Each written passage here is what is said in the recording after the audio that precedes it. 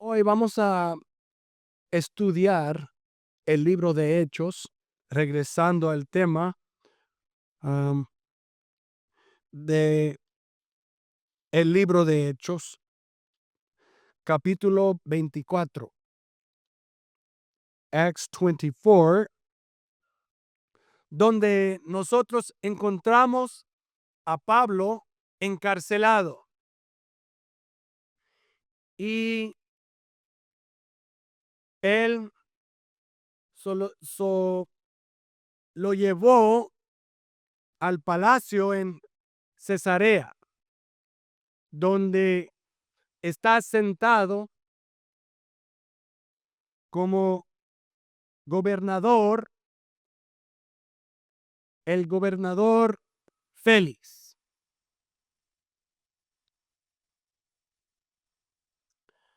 Félix está solamente un paso de el César, el rey de Roma. Así que nosotros podemos entender y sentir que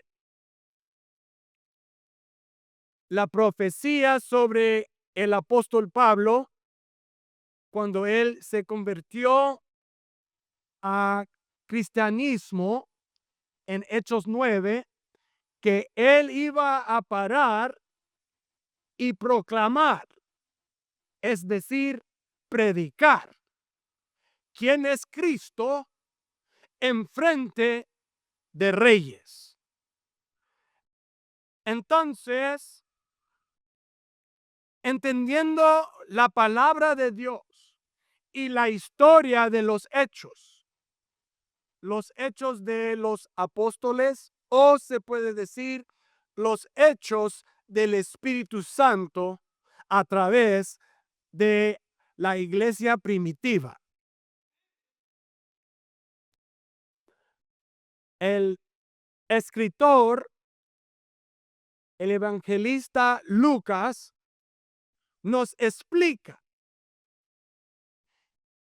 la jornada de el apóstol Pablo en la mayoría del libro de Hechos.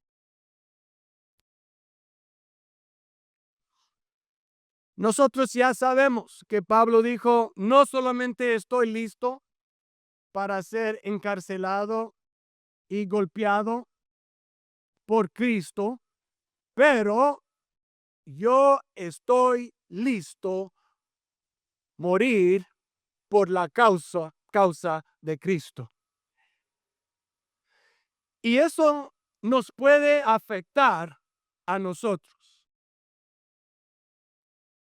a empoderarnos en la fe, imitar la fe de Pablo, imitar la resolución que él tenía en su corazón. Nosotros podemos hacer la pregunta, ¿por qué Pablo fue tan convencido de vivir por Cristo de esta manera? Y nosotros podemos responder con la respuesta. Él experimentó el perdón de Dios, la transformación de una vida y un cambio de un corazón de un pecador. Y ahora, por todo lo que hizo Dios por él puede parar enfrente de cualquier persona o grupo o asesinos a decir, yo me muero por Cristo. Nosotros podemos decir lo mismo. ¿Cuántos saben que la religión Islam está creciendo en los Estados Unidos? ¿Cuántos saben que Islam está creciendo en Centroamérica? y en Sudamérica. Entre los latinos, nadie.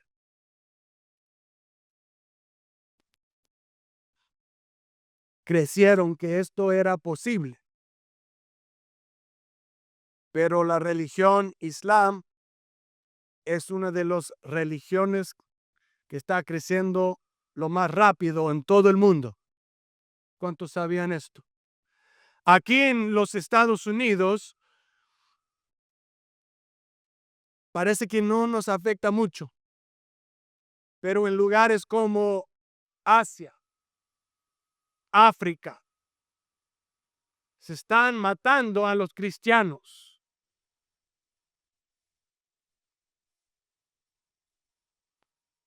Atacando a personas que están en contra de su religión. Cuando leemos la Biblia, a veces se siente que hay una distancia, una separación de lo que pasó en la Biblia y lo que está pasando en nuestras vidas. Pero quizás un día nosotros vamos a tener de parar por nuestra fe de otra manera, en otro nivel, perseguidos por la causa de Cristo. Ahora entramos en Hechos 24 y prediqué en el servicio de inglés y nombré mi sermón o entitulé mi sermón Culpable como cargado. Guilty as charged. Vamos a leer Hechos 24, versículo 14 a 16.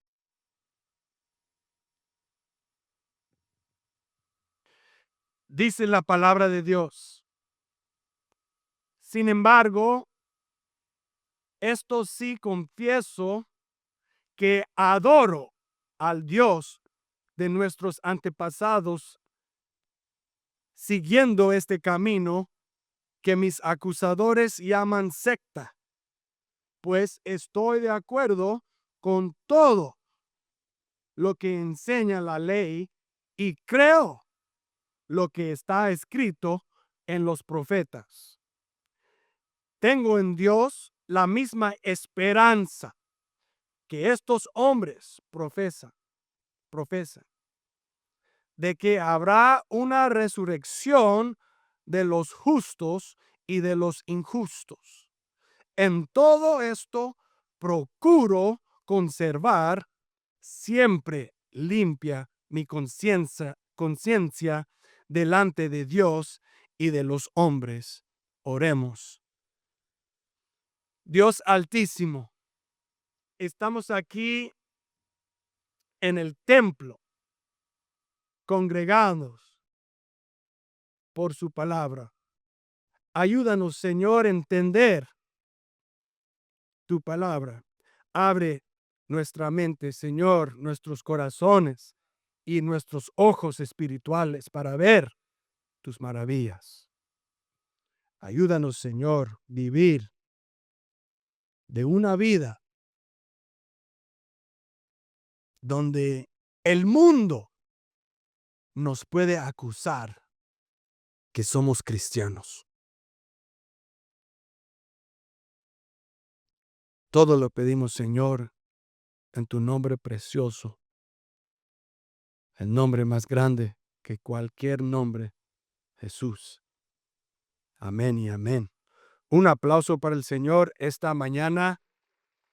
Thank you, Jesus. Guilty as charged. Somos culpables de vivir vidas cristianas. ¿Puede ver el mundo la transformación en nuestras vidas? ¿Pueden ver el mundo, nuestros vecinos, familiares? que nosotros vivimos vidas cristianas? ¿Qué le parece que personas que nos conocen no puede ver Cristo en nuestra vida? En el lugar de Pablo, mire lo que dice en verso 10 de Hechos 24. Estoy leyendo de la nueva versión internacional, la versión que yo prefiero. Cuando el gobernador con un gesto le concedió la palabra, Pablo respondió: sé que desde hace muchos años usted ha sido juez de esta nación, así que de buena gana presento mi defensa. Quiero parar ahí para decir solamente que Pablo contrató su mismo de ser su defensa, de traer su defensa en frente de la Corte Suprema. Él no quiso contratar a nadie más. Él confía en Dios.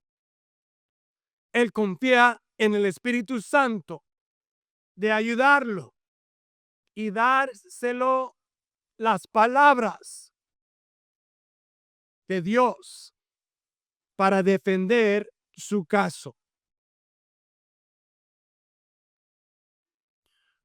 Versículo 11. Usted puede comprobar fácilmente que no hace más de 12 días, que subí a Jerusalén para adorar. Mis acusadores no me encontraron discutiendo con nadie en el templo, ni promoviendo motines entre la gente en las sinagogas, ni en ninguna otra parte de la ciudad. Así que había un grupo de judíos que acusó a Pablo que él fue líder del grupo cristiano, de los nazarenos. Se llamaban a los cristianos en diferentes partes porque Jesús era de Nazaret. Entonces Pablo está negando las acusaciones que estaban trayendo hacia él. Y enfrente del gobernador Félix, Pablo dice que él no está culpable de causar problemas, de liderar grupos que causan problemas en el público, ni en el templo en Jerusalén. Los judíos estaban amanezados que Pablo estaba ganando a muchos de los judíos que convirtieron a Cristo. Entonces, él fue un problema muy grande para los judíos. Para los romanos, vamos a pensar un poquito. Si ellos están hablando de las cosas religiosas, ¿por qué debe sentar escuchando su caso el gobernador Félix de cosas religiosas cuando ellos no importa las cosas religiosas? Una cultura pagana que tenían diosesitos con D minúscula, Dios de cada causa, Dios de hormigas, dioses de zorrillos, de cada criatura, dioses hecho de mano. Entonces, Pablo sabe y está muy consciente que aunque él está trayendo su defensa en las cosas religiosas, ciertamente es un ataque espiritual sobre él y sobre el camino, the way, a los cristianos. ¿Cuántos saben que cuando algo está en la mano de Dios, está bajo su voluntad? Nosotros no podemos cambiar el tema, la situación, si está en la mano de Dios. Pablo quiso de defenderse, pero el caso realmente estaba en la mano de Dios, en la voluntad de Dios. Y Pablo fue parte de un plan más grande de él. Fue parte de la proclamación del evangelio a los reyes. Y el gobernador Félix le encantó escuchar a Pablo, porque él era muy brillante, muy inteligente. Es decir, caminar en la cabeza de Pablo, en sus pensamientos, es como caminar en downtown LA, entre los edificios grandes, tratando de ver dónde está el sol. Caminando en la sombra de downtown LA es de tratar de entender los pensamientos de Pablo y su teología. Gracias a Dios que el Señor lo usó escribir 2/3 partes del Nuevo Testamento para que la iglesia pueda tener una guía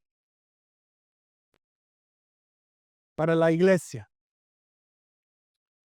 por nuestras vidas cotidianas. Gloria a Dios. Seguimos. Tampoco, versículo 13, pueden probarle a usted las cosas de que ahora me acusa. Entonces, Pablo, hablando de las acusaciones que ellos están trayendo a él, ahora aquí está su defensa. Y espero que lo que Pablo dice aquí puede ser las acusaciones de ustedes, de tu vida y de la mía. I pray that you are guilty as charged, culpable de cada cosa que habla Pablo en su defensa. Es cierto, él dice, que yo adoro al Dios de nuestros antepasados. Vamos a parar aquí por un momento. He says, es cierto, yo estoy culpable de adorar al Dios de mis padres, al Dios de Abraham, Isaac y Jacob. Estoy culpable de servir mi Dios.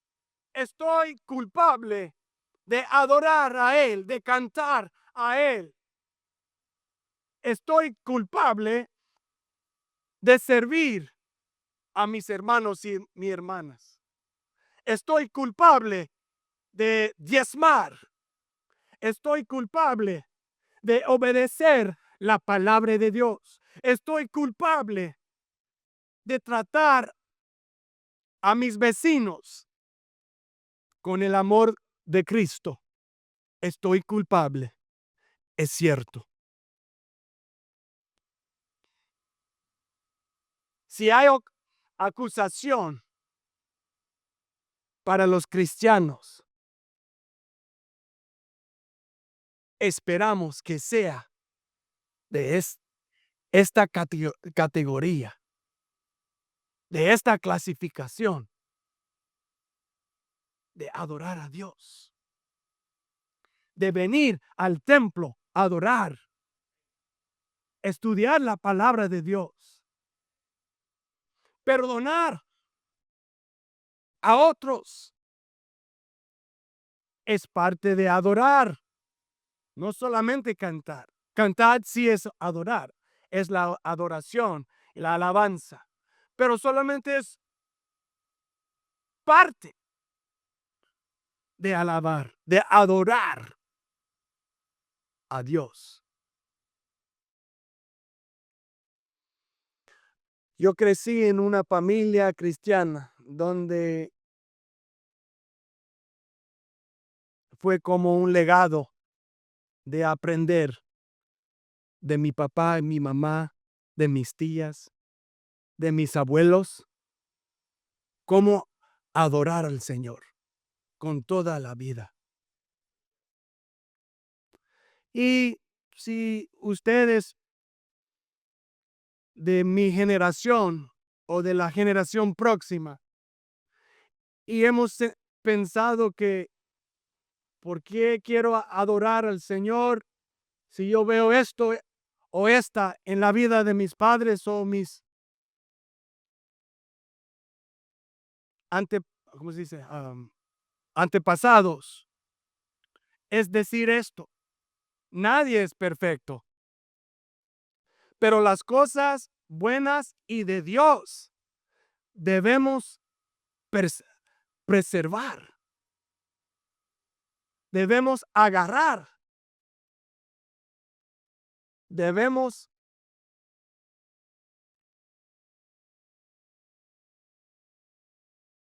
proteger para vivir de esa manera.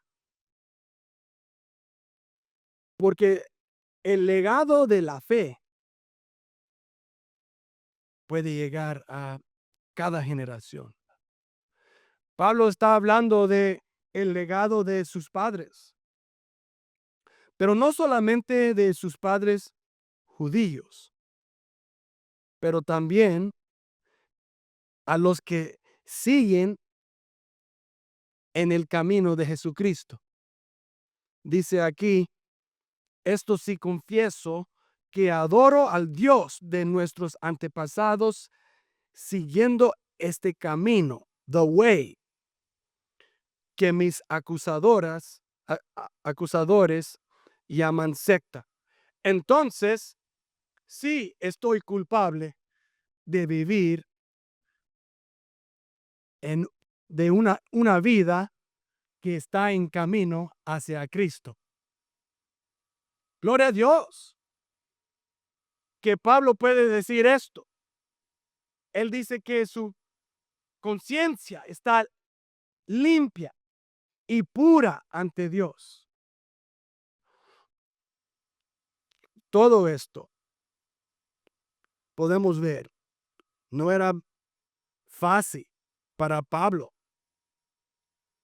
de decir esas cosas. So, nuestro pilar uno es nosotros como cristianos somos culpables de adorar a nuestro Dios, el Dios de nuestros antepasados y al camino de Cristo. Amén. Para Pablo, esto era muy importante porque los judíos eran el grupo primero de adorar solamente un Dios. Y esto se llama monoteísmo. Porque todas las culturas y las naciones tenían a varios dioses. Politeísmo. Pero para él, Pablo está diciendo no solamente un Dios, pero mi Dios se llama Jesús. His God was Jesus. Y esto es porque los judíos estaban acusando a él por la convicción que él tenía en Cristo, por lo que él experimentó. El punto o pilar número 2, dice Pablo en parte B de verso 14. Pues estoy de acuerdo con todo lo que enseña la ley y creo lo que está escrito en los profetas. El punto número 2 es creer. Número 1 es adorar. Número 2 es creer. Para cada creyente, nosotros no podemos creer en algo o alguien si no sabemos que creemos. Si no conocemos a Él que nosotros creemos. Y es donde nosotros podemos ver que la palabra de Dios es lo que Pablo está refiriendo aquí en este verso, este versículo. He says, I believe. En primer lugar, yo adoro. Es mi acusación número 1. Yo adoro a Dios. Él dice, mi acusación número 2 es, yo creo en la palabra de Dios. Yo creo en doctrina sana. Yo tengo una teología sana que viene de la palabra de Dios, la Biblia. En estos días, la Biblia para Pablo era la ley de Moisés y los profetas, el Antiguo Testamento. Estos libros fueron la Biblia por él. No tenía Pablo los evangelios, Mateo, Marcos, Lucas y Juan. No tenía el libro de Hechos. Lucas todavía estaba escribiendo esto. No tenía Pablo con él los otros epístolas que él escribió a diferentes grupos y personas. Entonces el Nuevo Testamento no fue parte de lo que él estaba hablando. Era el Antiguo Testamento. Es decir, de creer en la palabra de Dios significa que él tenía un fundamento. Él tenía la palabra de Dios en su corazón.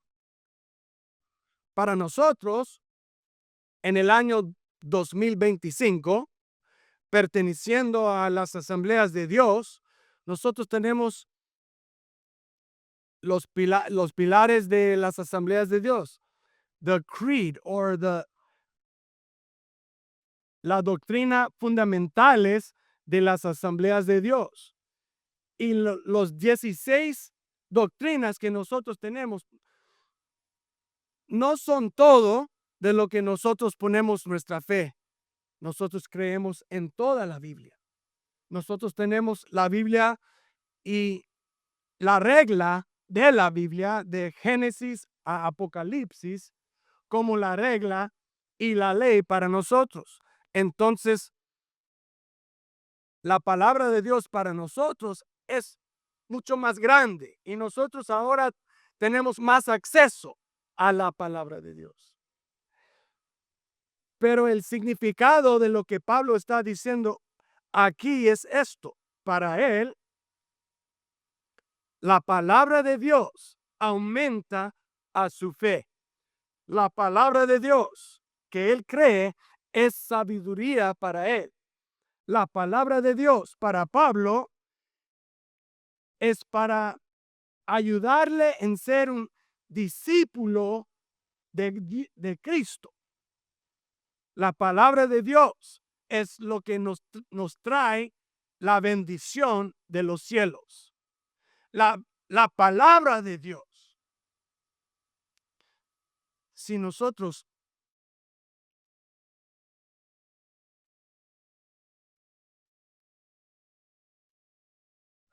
no ponemos nosotros como inversión espiritual, leer la palabra,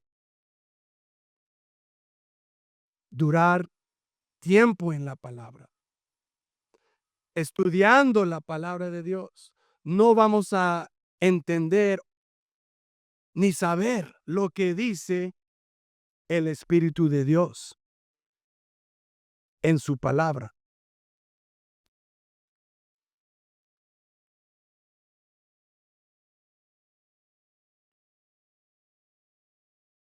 Si Pablo está de acuerdo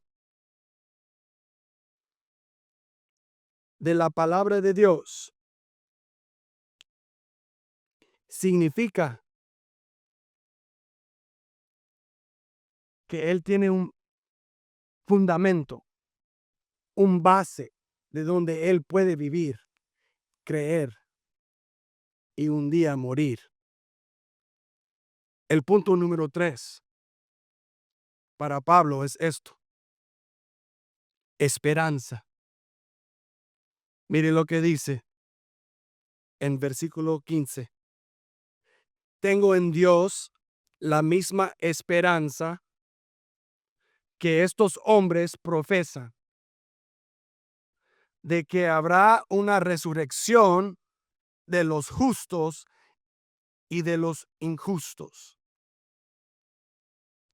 Si la adoración es lo que nosotros debemos tener para nuestra vida cotidiana y la creencia en la palabra de Dios es la estructura y el fundamento de una vida espiritual, podemos decir la esperanza que tenemos en el corazón y en nuestras vidas es Cristo. Porque esperanza es algo que nos ayuda para vivir hoy y para siempre. La esperanza es lo que nosotros tenemos enfrente de nosotros y la esperanza es lo que nos jale hacia el futuro. Si tenemos esperanza, si tenemos a Cristo, si podemos tener amor.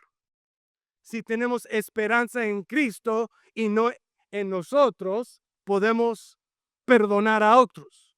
Si tenemos esperanza, quien es Cristo, nosotros tenemos la paz de Dios. Sin esperanza, no hay luz. Sin esperanza, está oscuridad. Sin esperanza, hay depresión. Sin esperanza, no hay vida. Sin esperanza, no podemos respirar libremente. Pero con Cristo, con esperanza, nosotros tenemos un futuro hermoso. Podemos levantar cada día, confiando en Él, no poniendo la lupa en nuestro problema. Si yo como padre, como esposo, como pastor, como hijo, si yo pongo la lupa en todos mis problemas, es demasiado difícil levantar cada día con la esperanza que yo tengo. It's too hard to wake up every day with a hope that is trusting in Jesus. Pero por lo que hizo Dios para mí, yo tengo esperanza en Él y en lo que Él tiene para mí. Es algo muy clave para el creyente, el cristiano, de tener esperanza.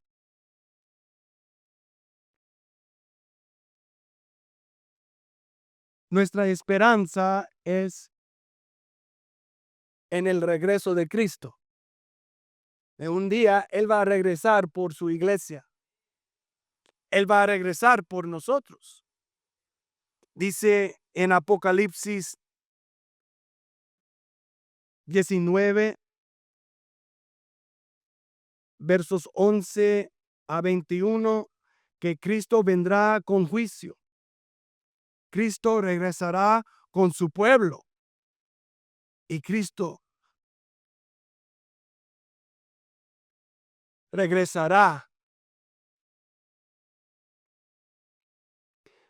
para que todos puedan ver su regreso. Esto es importante para el creyente, porque ahora, en estos tiempos, hay muchos que no piensan en, ¿cómo se dice? The second coming of Christ. La segunda venida de Cristo. Solamente están pensando en hoy en día, especialmente the generation Y, Z y alfa. Si nosotros no vivimos con el temor de Dios en nuestros corazones y con la esperanza que Cristo va a regresar por nosotros, nosotros vamos a vivir por nosotros mismos. We're going to live for nuestros apetitos.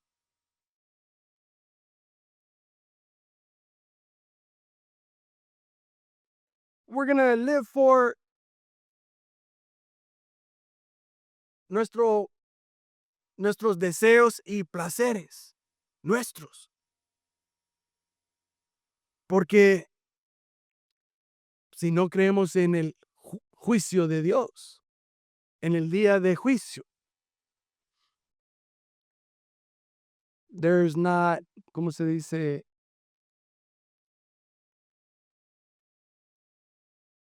Repercusiones para el mundo. ¿Cuántos me siguen? Pero en la segunda venida de Cristo, dice que sí, Cristo viene para nosotros, pero también nosotros vamos a parar enfrente de Dios, Dios altísimo, enfrente del trono de Dios. Va a ser así. Un día, enfrente de Dios, un video de nuestra vida, enfrente de todos, puesto como una película, para que todos puedan ver la vida que era nuestra. Pero gracias a Dios, nosotros tenemos a un abogado. Y Él va a entrar en ese momento, en el primer segundo, donde los ángeles, quizás Pedro va a poner play. Y Cristo va a decir, espera, ya págalo. No enseña ese video. Yo morí por él. Yo morí por ella. Apágalo. Pedro, ¿qué te dije? No, pues, gracias a Dios. The second coming of Christ es nuestra esperanza.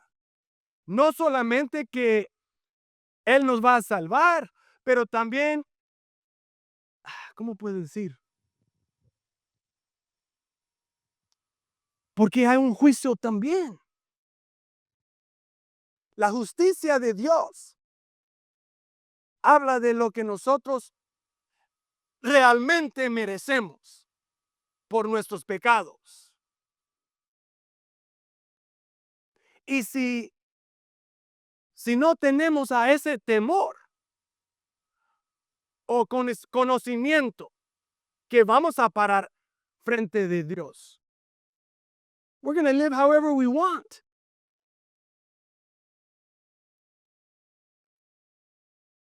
Esto nos puede cambiar la vida. Entender esto, no dependiendo en la gracia que Cristo nos ofrece, pero también de esa manera, yo como un hombre guapo, si estoy en el mercado comprando vegetales por la petición de Pastora Bumi, si me acerca una señora simpática diciendo cosas, quizás se ve así. En nuestro trabajo, un hombre le gusta escuchar de nuestros problemas. Y ¿cómo escucha él a mis historias? No como mi esposo. Todo esto puede ser la verdad. Quizás hay oportunidades de caer en la tentación. Pero si nosotros tenemos el temor de Dios, reconociendo que vamos a parar enfrente de Dios, recordando del juicio de Dios, nosotros podemos decir, te reprendo, diablo, te reprendo, Satanás. No tienes nada conmigo. El temor de Dios dice esto. Yo valoro más mi matrimonio. Y es la ley de Moisés. Yo valoro más la relación con mis hijos. La palabra de Dios. Quítame ese pensamiento que viene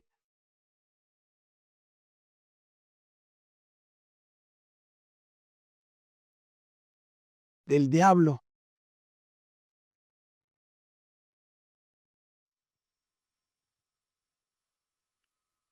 Be thou removed from me in Jesus' name.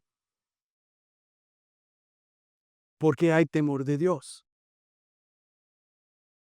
Yo quiero ganar la sonrisa de mi esposa más que la sonrisa de otra señora. Temor de Dios.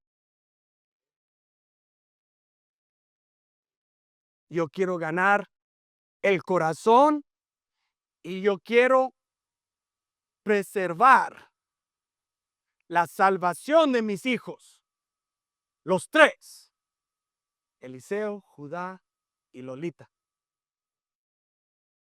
Siendo fiel a su mamá.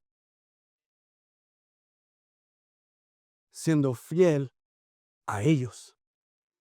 Obedeciendo mi Dios. Es la palabra de Dios. Es el temor de Dios que nosotros vemos aquí con Pablo. Solamente estoy poniendo como en una película o situación para entender lo que significa la segunda venida de Cristo.